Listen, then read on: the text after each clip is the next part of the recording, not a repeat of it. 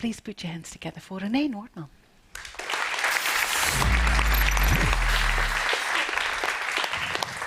Thank you, Marika, and hello, everyone.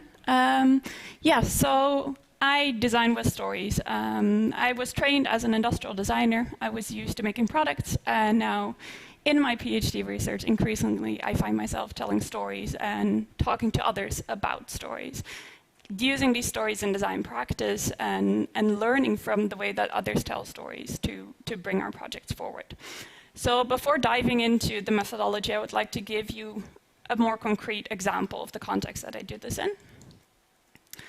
So I collaborate with Philips Experience Design in my research, as well as Catharina Hospital here in the region, and also related to the other hospitals in the region through the MTech collaboration. And first, primarily at the moment, I'm working on designing care pathways and looking at how we can design care pathways that implement data and smart technology into the care pathway more efficiently, and also in a way that's humane and that that kind of responds to not just the requirements that the patient has, but also that other stakeholders bring to the table. So what you see here is an overview of what our current care pathway looks like. We are working with the cardiology department of the Catharina Hospital, where we are redesigning their outpatient clinic, which is meant for patients that are scheduled to have an ablation procedure to alleviate their atrial fibrillation symptoms, so rapid beating of the heart.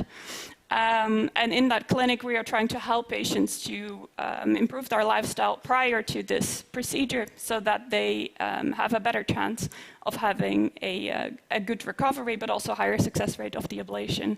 In some cases, not even needing the procedure because by improving their lifestyle, they've already gotten rid of their symptoms, so it's no longer required.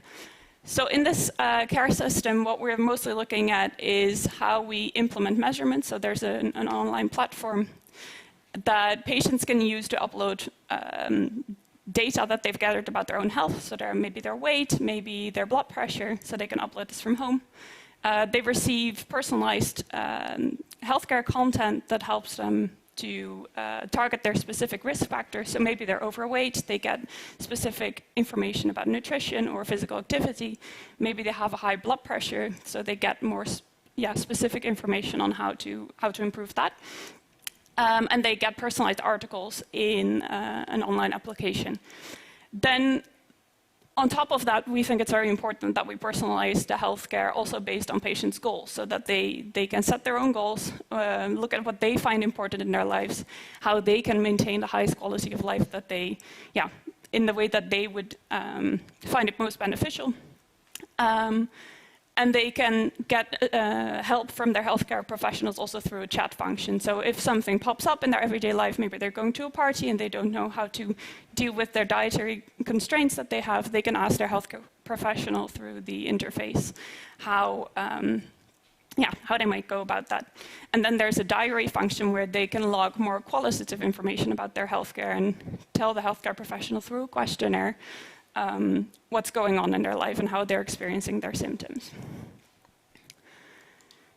So as you can imagine, this is not just a system that's being designed for the patients. There's a whole lot of other stakeholders that are also involved in the process. There is, on the one hand, I don't think you can read everything that's on the screen, but I'll run through it. On the left side, you see there's the social system. So there's the patient, but of course, there's also their friends, their family, their partner that are highly involved in their care. There's a huge clinical team which has, for example, their general practitioner, which is usually their first point of contact. But then after that, they meet a whole lot of other healthcare professionals like their nurse practitioner, their cardiologist, but also other risk factor specialists that they meet through the system. We have a lot of data scientists and healthcare designers working on this challenge from the technological side. So how do we use data? How do we do that in a safe way, in an ethical way? And then we have, lastly, also the organization in the hospital, so how that they manage the appointments that patients have. So it's a really big challenge to kind of put all these constraints and all the requirements that these individual stakeholders bring to the table into the project, which is why we use storytelling. So for this example, I've highlighted 4 stories. We have been, with our team at Philips, we have been telling stories of various stakeholders in the system, but specifically I want to highlight those of the patient. So we envision a patient that has taken charge of their own health, that has a high autonomy, and can for themselves decide what kind of data they want to track in their everyday life and what they want to bring to their clinicians, while keeping a focus on their mental health and also what the tracking is doing to their mental health. Then we look specifically at the partner's perspective. So how is the patient situation influencing their partner? What kind of role do they play? How do they hold co-responsibility for the healthcare of their partner? And what can they do, for example, to make it easier for the partner, for the patient to change their lifestyle?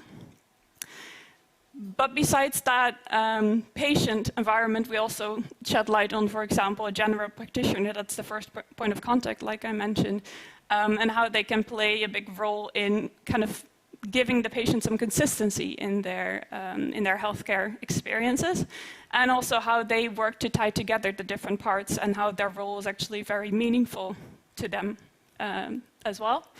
And then we also look at, for example, the nurse practitioner, who is not just a nurse practitioner and doing their job, but has also their own challenges in their personal life, trying to balance work and life, but also looking out for their own health, their own mental health while doing so. And then I wanted to briefly take you through one of the ways that we get to this story. So actually, for generating these stories, we've drawn a lot of inspiration from fiction, specifically from Margaret Atwood's work, her books The Handmaid's Tale and The Testaments that you might be familiar with, as these describe a scenario of a future society, but it's described from 4 different perspectives. So we looked at, for example, if you look at this, it's a transition and it's a timeline going forward, where we start with the powerful, so who's empowered to make a change, to make a transition in society, to introduce a new social innovation. Then we move to number 2, which is the fighter, so who might go against this transition and who might rebel against the new society. Then at the top on the right, number 3, we have the settled. So this is someone who is completely comfortable in the new system. They embrace it, they embody it, they are the change, and for them it makes their life fantastic. But then at the same time, we also want to look at this alternative line that sheds light on the outside perspective. So this is the outsider that's looking in, maybe experiencing a different reality themselves than the social innovation that was envisioned. And through this way, I think we can use fiction to inspire design, and to also acknowledge that the line between fact and fiction is maybe not as clear as we would have thought. Thank you. Renee Noortman, thank you so much. That was a very provocative last sentence, that maybe the line between fact and fiction is maybe not as clear-cut. Yeah. Could you give me an example of how you noticed that in research and in your work? Well, for example, we've done a lot of workshops where we do these storytelling exercises, and what I've seen a lot is that while people are telling fictional stories, they bring a lot of themselves in it. Like they kind of disclose their own position through the characters that they're voicing, for example. And that's telling us a lot about, well, how the different stakeholders kind of perceive the new system. Yeah, fascinating. One of us is, I think, resonating a little bit in our microphones. I don't know if there's someone who needs to come up and change something, then go for it, I say. Questions from the audience. Wave at me if you'd like to move up here and you can ask some questions. Are you waving at me? Come on up. Hello, thank you for your presentation. And my name is Valentijn Vis, associate professor in industrial design engineering in Delft. I do a lot of research on storytelling and design for health motivation. Could you move a bit closer to the microphone? And I think storytelling is really a kind of unrecognized potential in design, in speculative design, but also in design practice, I think. I wondered, I also completely agree with the division between fiction and non-fiction. It's arbitrary, to say the least. Is this even real, what we're doing here today? For instance, knows? people live in different worlds, and all these worlds are kinds of experience. You never know what is real and what is less real. But I was wondering about your project. In storytelling, you also need listeners. And who are the listeners in your project, and how do they conceive the stories? How do you communicate the stories to them? Yeah, that's an excellent question. I think we could actually still do more with an audience. Right now, the listeners are mostly the other people in the team. So until now, we've used it mostly to, like I said, disclose our own positionality against the other members in the team and all the other stakeholders working on the project. What I see as future steps is also that we would start telling these stories to the people that will actually experience them in the future, so that we involve patients more and ask them for their perspectives on the stories that we are telling.